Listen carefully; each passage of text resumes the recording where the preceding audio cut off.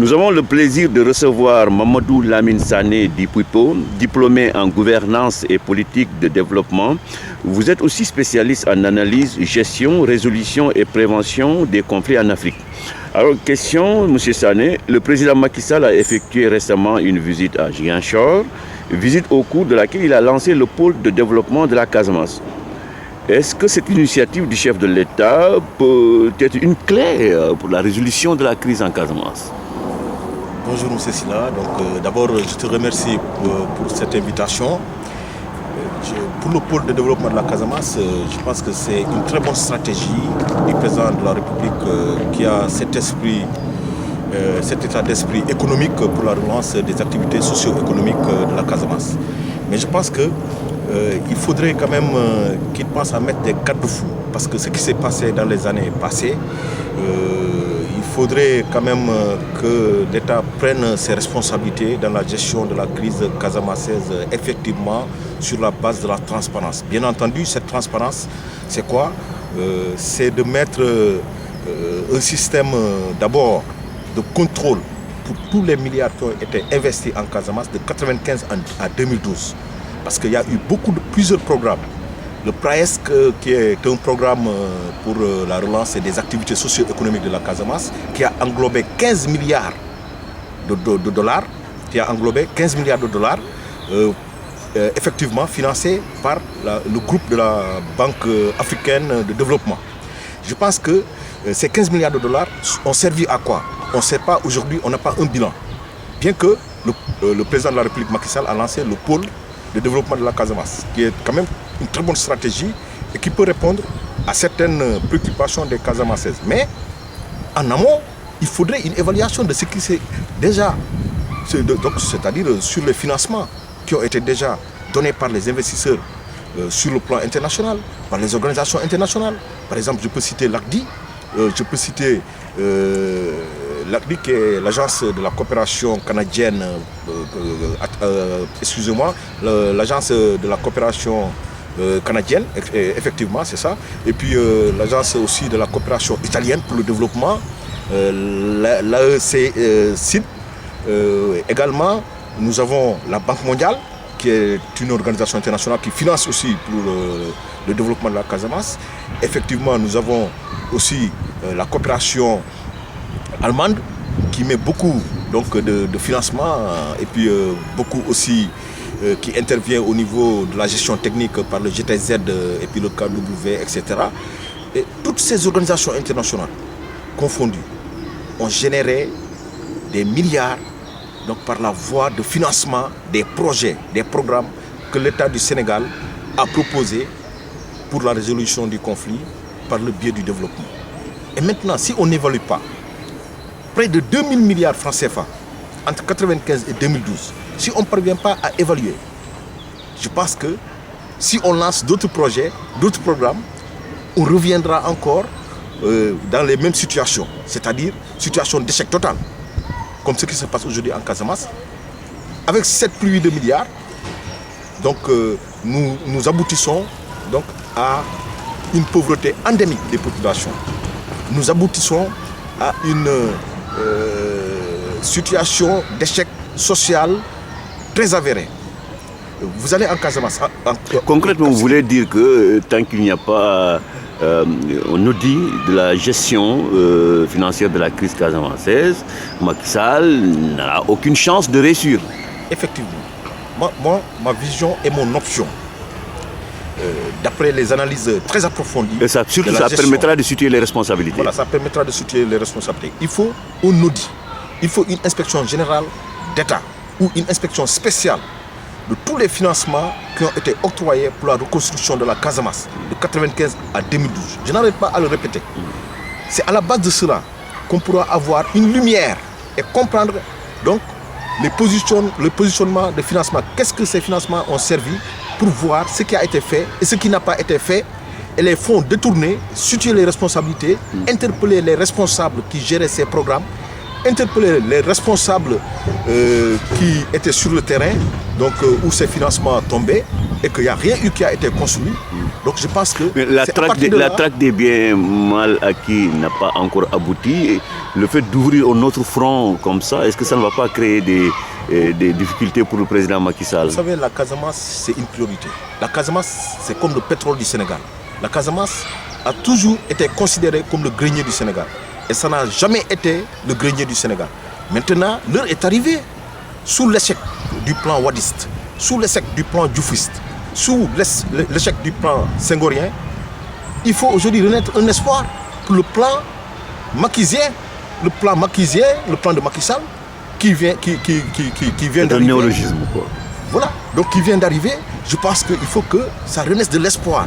Donc c'est pour cela que j'ai interpellé cette évaluation qui doit être faite, le bilan qui doit être fait et les audits approfondis, sinon même interpeller la communauté internationale. Parce qu'il y a une internationalisation. Vous soupçonnez un enrichissement illicite de la part de M. Casamance? Effectivement, l'enrichissement illicite, c'est à tous les niveaux. Le M. Casamance, au niveau de ceux qui détenaient la gestion des programmes, c'est-à-dire les programmes de relance économique, l'ANRAC, l'Agence nationale de reconstruction de la Casamance, etc. Le PRAESC, le programme d'appui pour le développement économique de la Casamance, qui a été créé et que l'ACDI même a financé 19 millions de dollars. 19 millions de dollars uniquement pour le secteur agricole. Et au niveau du secteur agricole, pendant que l'ACDI a financé ce financement de 2010 à 2012, il n'y en a rien qui a été concrétisé sur le terrain. Aujourd'hui, on parle de pauvreté en Casamance. Ça doit inquiéter même les hauts responsables de ce pays pour se dire que, mais comment ces milliards ont été octroyés et qu'aujourd'hui nous parlons de pauvreté. Donc il y a un problème qui se pose. Donc je pense qu'aujourd'hui, comme je l'ai dit tout à l'heure, donc il faut activer les leviers. Activer quels leviers? Les leviers de l'audit. Auditer le dossier de Casamance d'abord. Avant d'injecter des milliards. Mais ce n'est pas la première fois qu'un président annonce une pluie de milliards en Casamance. Hein. Je me souviens. C'est pas la première fois. C'est pas la première fois. De vous donner des voilà. Mais jusqu'à présent, aucune avancée notable dans la résolution de la crise. Macky Sall peut-il réussir là où les autres ont échoué? Macky peut réussir parce que je vais vous expliquer l'analyse que j'ai faite sur cette situation. D'abord, l'esprit senghorien de résolution de conflits est politique. Parce que tout simplement, Senghor, juste après la création du MFDC, politique par Ibou Diallo et Émile Badiane, en 1947, quand Senghor est arrivé au pouvoir, il a créé une situation pour que les leaders politiques casamassés puissent accéder aux postes de responsabilité. C'était son travail d'abord, pour intégrer les Casamassés. Diouf a fait la continuité, mais Diouf a eu une stratégie militaire, en plus de la stratégie politique de Senghor. Et Wade est arrivé avec 3 stratégies, économiques, militaires et politiques. Et il y a eu une confusion totale dans la situation, c'est pour cela qu'il n'a pas pu atteindre ses objectifs en 100 jours. Et le plan maquisien qui arrive, qui se campe que sur l'économie. Dire que l'échec, là où les autres ont fait échec, je vais essayer de camper sur l'économie pour le développement de la Casamance. Je vais lancer donc toutes les stratégies économiques pour relancer l'économie de la Casamance afin de créer de la croissance, de créer de l'emploi et de réduire la pauvreté. Mais il n'a pas abandonné l'option militaire, que je sache. L'option militaire, le président Macky Sall, pour le moment, l'a abandonnée. Mais ce n'est pas la meilleure option parce que l'option militaire a créé beaucoup de dégâts en Casamance. Ça a créé des populations, 10 000 populations, plus de 10 000 populations déplacées à l'intérieur comme à l'extérieur du pays. Des populations réfugiées en Gambie et en Guinée-Bissau, des milliers de populations casamassaises, c'est l'option militaire qui l'a créée. En même temps, donc, les populations victimes des mines, en même temps, les populations victimes psychologiquement. C'est-à-dire le traumatisme. Aujourd'hui en Casamance, tout le monde est traumatisé. Donc, pour revenir sur l'option économique de Macky Sall, je pense que le pôle de développement que vous venez d'évoquer est une très bonne stratégie. Et Macky Sall, ce que j'ai constaté pour le moment, n'est pas un président qui a fait des promesses en Casamance, mais c'est un président de l'engagement. C'est-à-dire, il a fait des engagements. Comme un peu partout au Sénégal, pendant la campagne électorale. Vous savez, pendant la campagne électorale, c'est normal, c'est des programmes, c'est des promesses. Mais là, nous ne sommes plus en campagne électorale, il est président de la République, il n'est plus un président de promesses pour la Casamance, ce que j'ai constaté d'après mes analyses, mais un président d'engagement. Parce que vous voyez les deux bateaux pour le désenclavement de la Casamance, le désenclavement économique, je dis, qui est très important pour la croissance économique de la Casamance. Donc ça, c'est les priorités qu'il vient de lancer à Djen et Djamboun. Donc ils vont se mettre en route donc, sous peu de temps. Et déjà même, il a anticipé, Mais est-ce que vous pouvez... je vais finir, par proposer un bateau, donc l'armée d'envoyer déjà un bateau qui fera 200 tonnes pour les marchandises qui seront évacuées. Maintenant, il faudrait penser à développer l'agriculture en Casamance. Parce que ce n'est pas normal aujourd'hui que tous ces milliards qui ont été investis par les bailleurs de fonds, comme je l'ai dit toujours, les organisations internationales de 1995 à 2012, les fruits continuent à pourrir en Casamance, que ce soit à Sédhiou, à Kolda, à Ziguinchor. Les anacardiers ont des problèmes, donc aujourd'hui des difficultés, alors que les anacardiers, le programme tout simplement pour le développement de l'anacardier, les bailleurs de fonds ont donné des millions d'euros. Et aujourd'hui, les problèmes surgissent au niveau de la gestion de l'anacardier et d'autres fruits, les bananes, etc. Vous savez, la Casamance, aujourd'hui, comme je l'ai dit, c'est un pactole, c'est l'Eldorado agricole du Sénégal. Et la Casamance à elle seule, si l'État du Sénégal comprend qu'il faudrait développer la Casamance pour l'intérêt du Sénégal, l'intérêt économique, je dis, pour booster la croissance du Sénégal.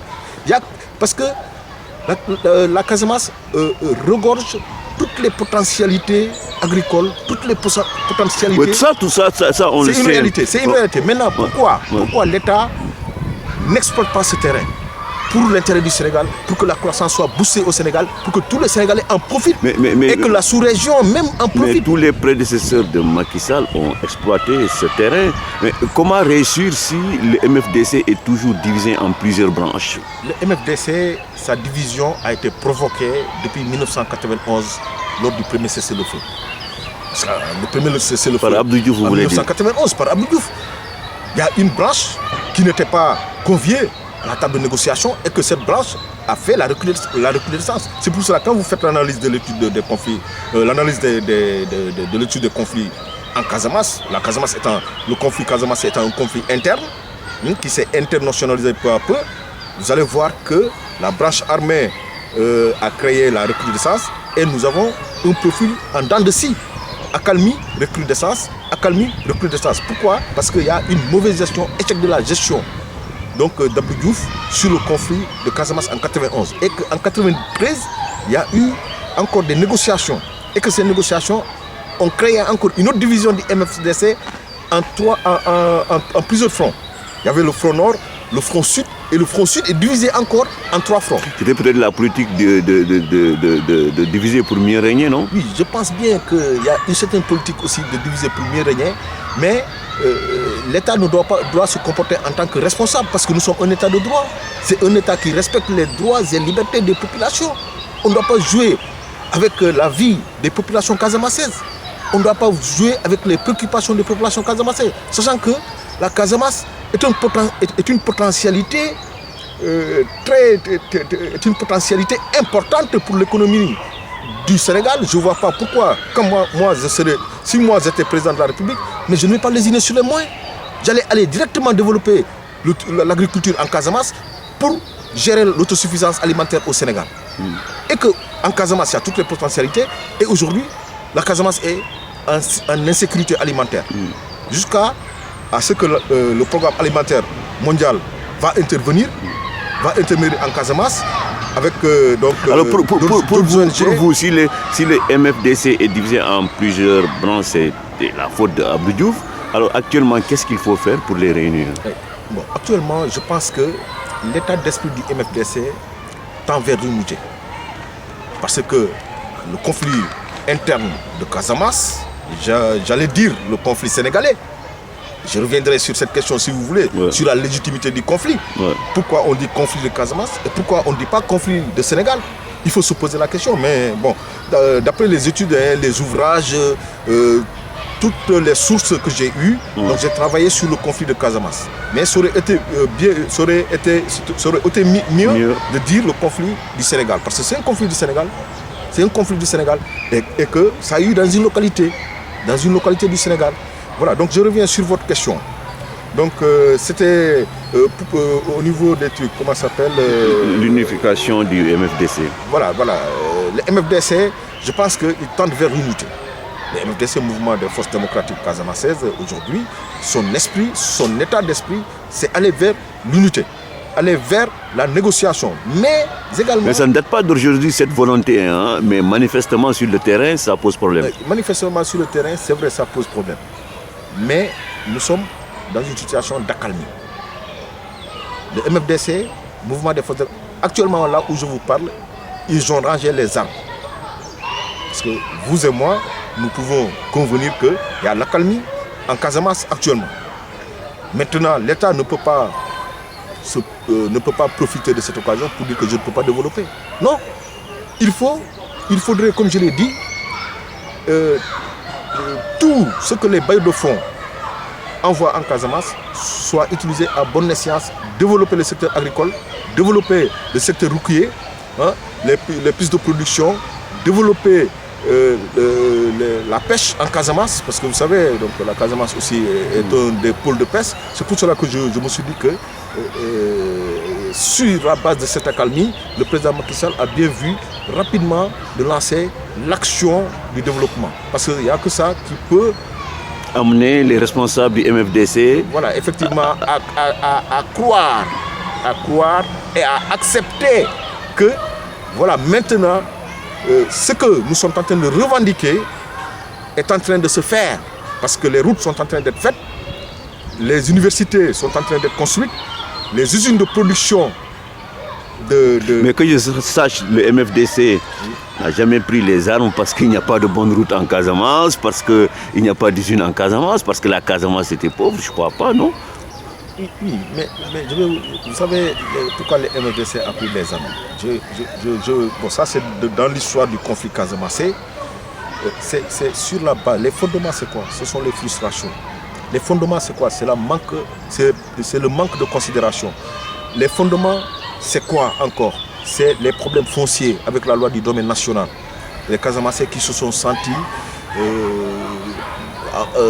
abandonnés, la spoliation des terres, abandonnés donc sur leur abandonnés d'eux-mêmes. Donc tout cela avec la spoliation des terres. Donc il y a des raisons qui ont fait que à un certain moment, l'abbé Diamacoune en 1970, qui était au niveau de la ORTS, qui était animateur, a essayé de créer des forums où les Casamancés essayaient donc de participer à ces forums, et ces Casamancés dénonçaient tous ces aspects que je viens de citer, la spoliation des terres, la loi sur le domaine national, le manque de considération, les frustrations, donc la présence aussi, c'est-à-dire l'exode rural des autres régions qui viennent au niveau de la Casamance et qui n'ont aucune considération aux autochtones.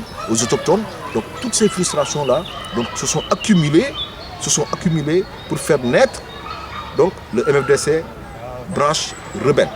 Parce que le MFDC n'était pas rebelle, c'était un mouvement politique. Et que lorsque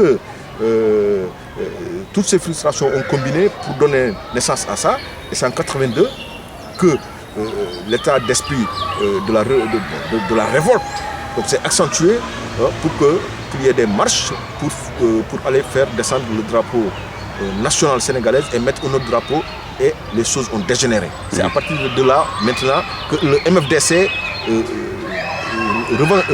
qui revendique l'indépendance est né. Il faut comprendre cela, c'est très important, et qu'il y a eu des évolutions graduelles qui ont permis d'atteindre la branche armée, donc le MFDC armé qui a fait face à des affrontements, qui s'est affronté à l'armée sénégalaise, et que la crise s'est installée, le conflit s'est installé, le conflit armé. Parce qu'avant il n'y avait pas de conflit armé, il y avait des tensions, il y avait des frustrations. Mais bien entendu, c'était du micro-conflit au macro-conflit. On était dans le micro-conflit, l'esprit du micro-conflit, et on est arrivé au macro-conflit avec toutes les conséquences que cela génère. D'accord, on va changer de cap. Macky Sall dirige le Sénégal depuis 2 ans maintenant. Qu'est-ce qui a été positif, qu'est-ce qui a été négatif dans son bilan? Bon, dans son bilan, le bilan n'est pas encore exhaustif, hein, il n'a pas fini. C'est le bilan à mi-mandat, on va dire. Il n'est pas encore exhaustif, donc il n'a pas fini son mandat, il est en cours de mandat. Moi je pense que son intervention en Casamance est un bilan positif. Parce que le fait d'un président qui passe 3 jours en Casamance, qui rencontre tous les notables, qui rencontre tous les chefs religieux, qui discute, qui échange avec toutes les associations de femmes casamançaises, avec toutes les chefferies traditionnelles. Et qui tente de massifier aussi son parti. Oui, bien entendu, sous l'option, bon, il y a eu quand même des analyses qui pensent qu'il veut massifier son parti. Mais un parti ne se massifie, c'est pas la bonne mécanique de massification du parti. C'est pas le fait d'aller haranguer les fous, non. Il est parti pour une mission bien déterminée. C'est une région, il a compris que c'est une région qui s'est sentie délaissée pendant plusieurs années. C'est une région qui a vécu une longue crise. Et c'est une région qui appartient au Sénégal. C'est une région qui est dans une pauvreté endémique. Et le président Macky Sall a compris aussi tous les milliards, près de 2000 milliards, plus de 2000 milliards qui ont été investis de 1995 à 2012 n'ont pas eu à résoudre le problème économique de la Casamance. Avec son état d'esprit, avec sa philosophie mackisienne, il se dit que je vais aller sur le terrain, je vais mettre des actions, je vais m'engager pour le désenclavement économique de la Casamance, je vais aller échanger avec les Casamancais, avec les dignitaires religieux, avec les notables, avec les chefferies traditionnelles, je vais impliquer tout le monde autour du programme que j'ai mis sur pied, le plan de développement de la Casamance. Ça c'est du positif, qu'est-ce qu'on peut retenir encore? Ça c'est un point positif. Deuxième position dans son bilan, il a attaqué le désenclavement de la Casamance par les 2 bateaux Adjen et Djambo. Je salue cet esprit. Le côté sport à Ziguinchor, le stade de Aline Sitoé Diatta, en train d'être réfectionné. Il a soutenu le Casasport d'une manière très conséquente. Aucun président ne l'a jamais fait. Et sur le plan national? Et sur le plan national, ce que je vois, ce que le président Macky Sall est en train de faire, la première chose à remarquer, c'est la transparence dans la gestion. La gabegie étatique, aujourd'hui, est en train d'être contrôlée. Et que ceux qui étaient dans la gestion de l'État et qui ont fait des malversations financières sont en train d'être interpellés. La fameuse traque des biens présumés mal acquis. Voilà, donc des biens. Donc je pense que dans un état de droit, dans un état de bonne gouvernance, la bonne gouvernance qui est un bilan positif également dans le mandat pour le moment de Macky. Ouais. Si ça continue jusqu'en 2017, je pense qu'il sera le meilleur président de la bonne gouvernance du Sénégal. Parce que nous ne pouvons pas continuer à laisser les responsables qu'on désigne dans certaines institutions de l'État à détourner les fonds de l'État, donc pour leur bien personnel. Nous ne sommes pas dans un état bananière ou bien dans un état, je ne sais pas comment je peux le dire, mais il faudrait que les gens soient éduqués. C'est l'éducation du leader politique, mais également l'éducation du responsable de l'institution. C'est très important. Certains Sénégalais pensent que l'emprisonnement de Karim Wade et certains dignitaires du PDS n'est rien d'autre qu'un règlement de compte politique. Quelle est votre opinion là-dessus? Vous savez, le PDS, le Parti démocratique sénégalais... Je vous rappelle que vous étiez un des responsables de la fédération du PDS. Vous savez, il faut faire la part des choses. Il y a l'État, il y a les partis politiques. Et quand on est objectif, ce n'est pas parce qu'on est dans un parti où on ne l'est plus, où on va dire n'importe quoi. Non. Dans la continuité de l'État, si le pouvoir, le nouveau pouvoir arrive et dans son plan, il veut mettre les choses, la gestion dans la il veut permettre la gestion transparente donc, des institutions. Je pense que ceux qui avaient géré doivent présenter des bilans. Et que si c'est responsable, donc nous sont interpellés pour des malversations financières ou bien, mais c'est normal. C'est normal aujourd'hui. Mais sauf qu'on ne retrouve que des ténors du PDS, trouve... alors que dans le camp de Macky, certains avaient aussi dirigé, non? La justice au Sénégal est indépendante. Vous savez, le Sénégal fait partie des pays où la justice est très indépendante. Il ne faut pas que les gens se trompent de cible. Elle est très indépendante, la justice. Aujourd'hui, le problème Karim Wade, ce n'est pas un règlement de compte politique. C'est loin d'être un règlement de compte politique. Il y a ceux qui géraient. Ils géraient les fonds. Mais si on suit votre logique, oui. Des proches de Macky Sall devraient aussi être entendus. Vous savez, des proches de Macky Sall, parce qu'ils avaient géré. Aujourd'hui, ils avaient géré, bien entendu, ils avaient géré. Mais s'ils sont impliqués dans des manifestations financières, je peux vous rassurer que Macky ne va pas tergiverser là-dessus. Parce que quand même, c'est un homme très carré, c'est un homme sérieux, c'est un homme qui a beaucoup de valeur et qui a beaucoup d'avenir. Donc, il ne peut pas protéger le faux, parce qu'il sait là où il va. Il ne va pas se sacrifier pour des gens donc, qui ne sont pas sérieux et qui sont dans le détournement illicite de fonds. Je ne pense pas. D'après les analyses, d'après ma vision des choses, je pense que c'est un homme qui est là pour régler les préoccupations des Sénégalais. Alors, dernière question, il nous reste peu de temps. J'ai rappelé tout à l'heure que vous étiez un des responsables de la Fédération PDS de France. Aujourd'hui, certains disent que vous avez un pied à la paire. Est-ce que vous confirmez ou vous infirmez cette information? Voilà, donc, vous savez... En 30 secondes. En 30 secondes. Je ne peux pas aujourd'hui être moi dans la cacophonie. Je n'ai jamais été dans la cacophonie, dans le tâtonnement. Je suis un homme très objectif. Je suis un sympathisant du président Macky Sall, du fait que, d'après son programme qu'il a présenté, et les actions qu'il est en train de mettre en œuvre. Et le jour viendra où je prendrai d'une manière très libre ma position politique. Mais pour l'instant, vous n'êtes qu'un... Pour l'instant, je ne m'active dans aucun parti politiquement. Parce que vous savez, moi je ne suis pas du genre donc, qui se laisse faire. Je ne me cache pas. Je ne suis pas du genre qui me laisse faire. Le jour que je serai dans un parti, M. Silla sera bien informé que M. Sané a sa carte de membre et il est dans ce parti. Mais je suis sympathisant. Et je souhaite de tout cœur que le président Macky Sall réussisse à ses missions, à ses actions. Parce que la belle action pour la Casamance, je me suis dit qu'il a bien compris que voilà, il faut développer cette région pour l'intérêt économique du Sénégal. Merci Mamadou Lamine Sané. Je vous remercie. Merci. Merci.